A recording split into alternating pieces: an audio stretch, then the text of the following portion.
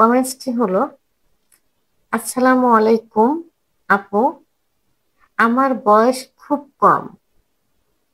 আমি কোনো ধরনের হস্তমৈথুন করি না কিংবা পর্ন ভিডিও দেখি না।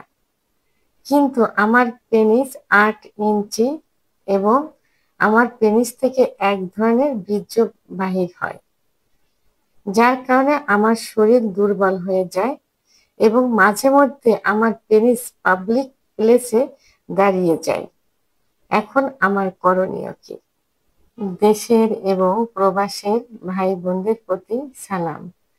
আসসালামু আলাইকুম। আমি প্রভাষক ডাক্তার রিক্তা পারভীন, হোমিওপ্যাথি এবং আয়ুর্বেদিক চিকিৎসক। আজকে খুব গুরুত্বপূর্ণ একটা বিষয় নিয়ে আলোচনা করব, যে বিষয়টা সম্পর্কে অধিকাংশ পুরুষের ভুল একটা ধারণা থাকে। এই ভুল ধারণা থেকে আজকে এই বিষয় নিয়ে আলোচনা করব। তো বিষয়টি আজকে আমার এক শুভাকাঙ্ক্ষী আমাকে কমেন্ট করেছেন। এই যে কথাগুলো যে অল্প বয়সী আমার শুভাকাঙ্ক্ষী লিখেছেন, এটা কিন্তু অধিকাংশ পুরুষেরই এই কথাটা থাকে এবং এটা হয়ে থাকে। তারা একইভাবে কিন্তু প্রশ্ন করে যে, প্রসাব করতে বসছি, টয়লেটে বসছি, কোদ দিছে, বীর্য বের হয়ে গেছে।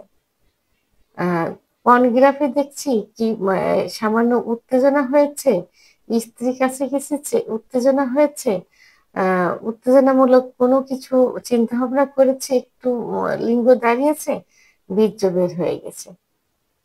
তো এইভাবে প্রতিনিয়ত বীর্য বের হয়ে যাওয়ার কারণে আমরা দুর্বল হয়ে গেছি। এইটা প্রশ্ন থাকে।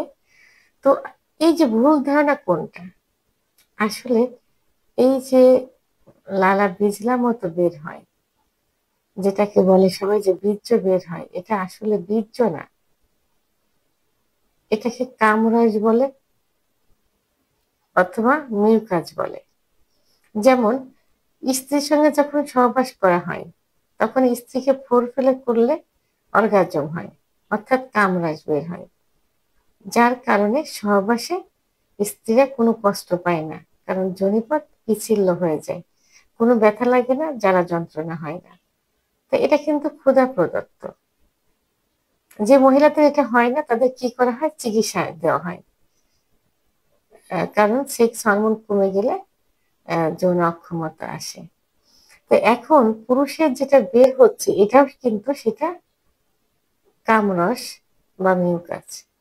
যখন স্ত্রীর সঙ্গে সহবাসে যাওয়া হয়, তখন যদি এই কামরস বের হয় বা মিউকাস বের হয়, তাহলে সহবাসটা কিন্তু খুব স্বাভাবিক হয়ে যায়। স্ত্রীকে কোনো লুব্রিকেট, কোনো অয়েল, কোনো কিছু ব্যবহার করা লাগে না। ইজি ভাবে পুরুষের এই মিউকাস দিয়ে জায়গাটা পিচ্ছিল করে সহবাস করা যায়। তাহলে এই ভুল ধারণাটা আজকের থেকে মুক্ত হতে হবে যে এটা বীর্য না, এটা কামরাস বা মিউকাস। হ্যাঁ, যাদের প্রসাব দিয়ে অথবা টয়লেটের সময় কোদ দিলে যেটা বের হয়, এটা আসলে কি প্রোস্টেট ফ্লুইড। কারণ প্রোস্টেট গ্ল্যান্ডের ভিতরে এক ধরনের ফ্লুইড থাকে।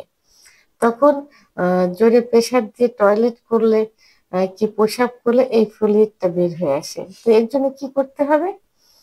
তো এই টয়লেট যাতে আহ, আহ, কঠিন না হয়, অর্থাৎ কোষ্ঠকাঠিন্য না হয়, কোদ দিতে না হয়, তার জন্য সবজি খাইতে হবে, আহ, ঠান্ডা খাবার খেতে হবে, সুপুরির ভুসি খাইতে হবে এবং ঠান্ডা জাতীয় যে সবজিগুলো আছে, সবজিগুলো খেতে হবে। তো তাহলে কিন্তু এটা আমরা বীর্য আজ থেকে বলা যাবে না। তবে হ্যাঁ, এইটা যদি অতিরিক্ত পরিমাণ বের হয়, তাহলে কি হয়? চলাফেরায় একটু কষ্ট হয়, কাপড়টা চেঞ্জ করতে হয়, ভিজা ভিজা লাগে। তো তখন কিন্তু নিজেদেরই খারাপ লাগে। তো এই জন্য নিজেদেরকে একটু সতর্ক থাকতে হবে। এই যে যেটা টয়লেটটা যাতে কঠিন না হয়, তার জন্য এই নরম খাবার খেতে হবে। আর ঘুমোতে হবে, পর্যাপ্ত ঘুম দিতে হবে, পানি খেতে হবে, দুশ্চিন্তা করা যাবে না, পর্নোগ্রাফি দেখা যাবে না এবং মানে উত্তেজনা আসে স্ত্রীর সঙ্গে সহবাসে যাবার ছাড়া যাতে এই জাতীয় উত্তেজনা না হয় সেটা থেকে দূরে থাকতে হবে। অর্থাৎ বাজে কোনো চিন্তা ভাবনা আনা যাবে না। মুসলমান হলে অবশ্যই ৫ ওয়াক্ত নামাজ পড়তে হবে, পাক পবিত্র অবস্থায় থাকতে হবে। তাহলে কিন্তু এই মিউকাসটা বের হবে না। তারপরেও যদি অতিরিক্ত মিউকাস বের হয় তাহলে কি করতে হবে? ডাক্তারের শরণাপন্ন হতে হবে, ডাক্তারের সঙ্গে আলোচনা করতে হবে। এবং হোমিওপ্যাথিতে এই মিউকাস বন্ধ করার জন্য খুব ভালো মেডিসিন রয়েছে। ১টা ২টা মেডিসিন খেলেই কিন্তু এটা ঠিক হয়ে যায়। তাহলে অবশ্যই একজন রেজিস্ট্রারকৃত হোমিওপ্যাথি ডাক্তারের শরণাপন্ন হতে হবে। এবং আমার এই ভক্তটা আরেকটা যেটা বলেছেন সেটা হলো যে উম, তার শরীর দুর্বল হয়ে যাচ্ছে এবং পাবলিক প্লেসে গেলে তার পেনিস উত্থান হচ্ছে, দাঁড়িয়ে যাচ্ছে। দেখেন, অনেকে চেষ্টা করেও, অনেক ডাক্তার দেশে দেশের বাইরে, এই ডাক্তার ওই ডাক্তার দেখিয়েও কিন্তু এই সেক্সটা বৃদ্ধি করতে পারছে না, উত্থান আনতে পারছে না। অনেকে উত্থানের অভাবে স্ত্রীর সঙ্গে ডিভোর্স হয়ে যাচ্ছে, স্ত্রী পরক্রিয়া করছে, ৭-৮ বছর ১০ বছর আলাদা বিছনায় ঘুমোচ্ছে, সংসারে কোনো শান্তি নেই এই উত্থান না হওয়ার কারণে। তো এখন আপনাদের বা আপনার যে উত্থান হচ্ছে এটা আল্লাহর কাছে হাজার শুকরিয়া আদায় করতে হবে। কিন্তু পাবলিক প্লেসে কেন উত্থান হবে? এটা নিশ্চয়ই আপনার ভুল। ভুলটা কি?